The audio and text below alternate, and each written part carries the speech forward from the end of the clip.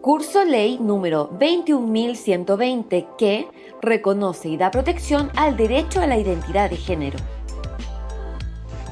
Las personas trans han sido en el pasado y siguen siendo en la actualidad víctimas de abuso, discriminación y violencia.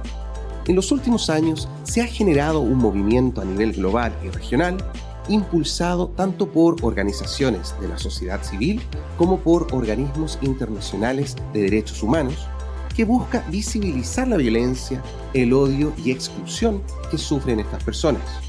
La discriminación contra ellas se ha identificado como una de tipo estructural, esto es, que parte del reconocimiento de que ciertos sectores de la población están en desventaja en el ejercicio de sus derechos, por obstáculos legales o fácticos, y requieren por consiguiente de la adopción de medidas especiales para garantizar el ejercicio de sus derechos. La política de igualdad de género y no discriminación del Poder Judicial se fundamenta en ejes estratégicos, entre ellos el de no discriminación de género, el cual busca eliminar las barreras por motivo de sexo, género, identidad de género u orientación sexual, que excluyen o restringen el goce y ejercicio de los derechos humanos. Dentro de nuestro ordenamiento jurídico, el 27 de diciembre de 2019, entró en vigencia la ley número 21.120, que reconoce y da protección al derecho a la identidad de género. Explicación de la ley. ¿Cuál es la importancia de esta ley? La normativa tiene como objetivo dar respuesta a un gran problema que las personas trans en Chile han debido enfrentar por años: la falta de reconocimiento legal de su identidad de género cuando no corresponde con el sexo asignado al nacer.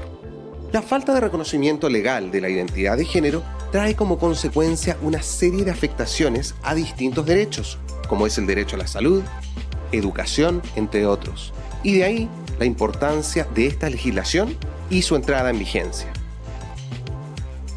¿Qué es la identidad de género? La ley número 21.120, en su artículo 1, reconoce el derecho a la identidad de género y la rectificación de sexo y nombre registral, indicando que consiste en la facultad de toda persona cuya identidad de género no coincida con su sexo y nombre registral de solicitar la rectificación de estos. Luego, en su inciso segundo, define la identidad de género como la convicción personal e interna de ser hombre o mujer tal como la persona se percibe a sí misma, la cual puede corresponder o no con el sexo y nombre verificados en el acta de inscripción del nacimiento. Esto podrá o no involucrar la modificación de la apariencia o de la función corporal a través de tratamientos médicos, quirúrgicos u otros análogos, siempre que sean libremente escogidos. ¿Cuáles son los procedimientos establecidos en la ley? El artículo 2 de la ley consagra los procedimientos para acceder a la rectificación de la partida de nacimiento de una persona en lo relativo a su nombre y sexo cuando dicha partida no se corresponda o no sea congruente con su identidad de género. Para acceder a la rectificación de partida se consagran dos procedimientos: uno administrativo para mayores de edad sin vínculo matrimonial, otro judicial para mayores de 14 y menores de 18 años y para personas con vínculo matrimonial no disuelto. ¿En qué consiste el procedimiento administrativo? El procedimiento administrativo se realiza ante cualquier oficina del registro civil e identificación hasta por 2 veces mediante trámite que no puede durar más de 45 días desde que se presenta la solicitud. Una vez recibida la solicitud, el registro civil e identificación debe citar a la persona solicitante a una audiencia con 2 testigos.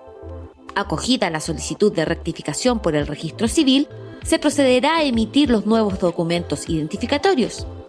Los antiguos no podrán ser solicitados, utilizados o exhibidos bajo ninguna circunstancia de conformidad a la Ley número 19.628 sobre protección de la vida privada.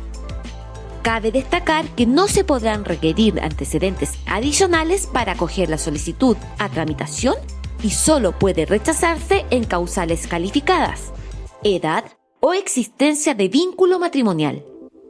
¿Cómo se desarrolla el procedimiento judicial? ¿Dónde? en los tribunales de familia. La solicitud deberá ser fundada exponiendo con claridad y precisión los antecedentes de hecho y los fundamentos de derecho en que se apoya, con indicación precisa de las peticiones concretas que se someten al pronunciamiento del tribunal. Además, deberá señalar las razones conforme a las cuales, a juicio de la persona solicitante, la pretensión hecha valer es beneficiosa para el adolescente. En la solicitud se deben acompañar certificado de nacimiento y datos del progenitor o progenitora que no comparece y copia de cédula de identidad. En la solicitud no es necesario acompañar antecedentes psicológicos, psiquiátricos ni médicos que acrediten o diagnostiquen transexualidad o disforia de género. Si él o la solicitante quieren, podrán acompañar los antecedentes que estimen pertinentes, especialmente aquellos que den cuenta del contexto psicosocial y familiar del adolescente. El juicio ante los tribunales de familia se estructura en 3 etapas. Primero, audiencia preliminar. Segundo, preparatoria. Y tercero, la audiencia de juicio. Una vez presentada la solicitud, se debe examinar que cuente con todas las exigencias señaladas previamente. Si falta algo, basta un previo a proveer. Se realiza examen de admisibilidad, se provee y se cita a 2 audiencias que se realizan de forma seguida dentro de 15 días. Audiencia preliminar y audiencia preparatoria. Y se les solicita que comparezcan con toda su prueba, atendido que expresamente la ley permite realizar el juicio inmediato. En la audiencia preparatoria, el tribunal podrá ordenar la citación a la audiencia de juicio a personas determinadas. Además, la magistratura podrá ordenar la realización de una o más diligencias que estime necesarias para la acertada resolución de la causa. En ningún caso podrán ser exámenes físicos. Recordar que en todo el proceso judicial es plenamente aplicable el principio de no patologización. Por acuerdo de las partes, la audiencia de juicio podrá realizarse inmediatamente finalizada la audiencia preparatoria. La sentencia definitiva deberá ser fundada y podrá ser impugnada de acuerdo con el régimen de recursos. En el caso de personas casadas, la solicitud debe cumplir los mismos requisitos, pero no se deben adjuntar ningún tipo de antecedentes relacionados con la identidad de género del o la solicitante. En la audiencia preparatoria se cita al cónyuge, quien no podrá oponerse. En esta audiencia se podrá demandar compensación económica y el tribunal, en la sentencia definitiva, se pronunciará sobre la terminación del matrimonio y el cambio registral. En ningún caso será materia probatoria la identidad de género de la persona solicitante. Es importante saber sobre el contrato de matrimonio que precisamente uno de los aspectos discutidos de la ley es que se obligue a personas mayores de edad a poner término a su vínculo matrimonial para poder acceder al cambio de nombre y sexo registral. ¿Existe algún deber de confidencialidad? Cualquier procedimiento, ya sea administrativo o judicial, tendrá el carácter de reservado y su información será considerada como dato sensible de acuerdo con la Ley 19.628. Esto significa que las causas son de carácter reservadas y las audiencias son reservadas en el Sistema Informático de Tramitación de Causas de Familia, SITFA. Para acceder al cambio de nombre y sexo, ¿la persona solicitante debe someterse a alguna operación? No. La ley establece expresamente que no será condición para el reconocimiento del derecho a la identidad de género haberse sometido a algún tipo de intervención o tratamiento modificatorio de la apariencia. En ningún caso se podrá exigir ningún tipo de tratamiento hormonal ni intervención quirúrgica. ¿Qué garantías tiene el derecho a la identidad de género? El derecho trae asociadas distintas garantías, entre las que encontramos el reconocimiento y protección de la identidad y expresión de género y el libre desarrollo de la persona. En su artículo 3, la ley establece una garantía específica derivada de la identidad de género, referida a que toda persona tiene derecho a ser reconocida e identificada conforme a su identidad de género una vez realizada la rectificación de su partida de nacimiento. La ley refiere expresamente a esta garantía en los instrumentos públicos y privados que acrediten su identidad, además de las imágenes, fotografías, soportes digitales, datos informáticos o cualquier otro instrumento con los que las personas figuren en los registros oficiales. Luego, el artículo 4 establece garantías asociadas al goce y ejercicio del derecho a la identidad de género, regulando que toda persona tiene derecho a el reconocimiento y protección de la identidad y expresión de género, entendida como la manifestación externa del género de la persona, la que puede incluir modos de hablar o vestir, modificaciones corporales o formas de comportamiento e interacción social, entre otros aspectos. Ser reconocida e identificada conforme a su identidad y expresión de género en los instrumentos públicos y privados que acrediten su identidad respecto del nombre y del sexo, incluyendo asimismo las imágenes, fotografías, soportes digitales, datos informáticos o cualquier otro instrumento con los que las personas figuren en los registros oficiales. Al libre desarrollo de su persona, conforme a su identidad y expresión de género, permitiendo su mayor realización espiritual y material posible. ¿Cuáles son los principios relativos al derecho a la identidad de género reconocidos en la ley? El artículo 7 de la ley consagra el principio de la no patologización, principio de la no discriminación arbitraria, principio de la confidencialidad, principio de la dignidad en el trato, principio de interés superior del niño y principio de la autonomía progresiva. ¿Pueden las personas extranjeras hacer el proceso de cambio de nombre y sexo registral? Sí, pero además de los requisitos generales, deben tener inscrito su nacimiento en la Oficina de Santiago del Servicio de Registro Civil e Identificación y deben contar con permiso de residencia definitiva en Chile. ¿Se cambia la partida de nacimiento? Sí. Una vez acogida la solicitud o recibida la sentencia judicial firme en el registro civil, se practican las modificaciones y subinscripciones pertinentes y se emiten nuevos documentos identificatorios. ¿Cuáles son los efectos jurídicos del cambio de nombre y sexo registral? El artículo 22 de la ley señala que los efectos jurídicos de la rectificación del sexo y nombre son oponibles a terceros desde el momento que se extienda la inscripción rectificada de la partida de nacimiento.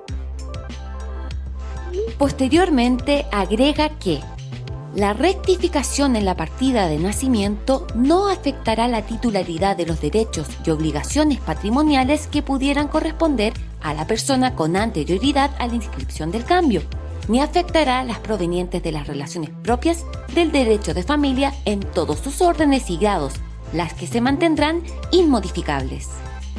En su inciso final señala que, asimismo, tampoco afectará las garantías, derechos y las prestaciones de salud que pudieran corresponder a la persona con anterioridad a la inscripción del cambio.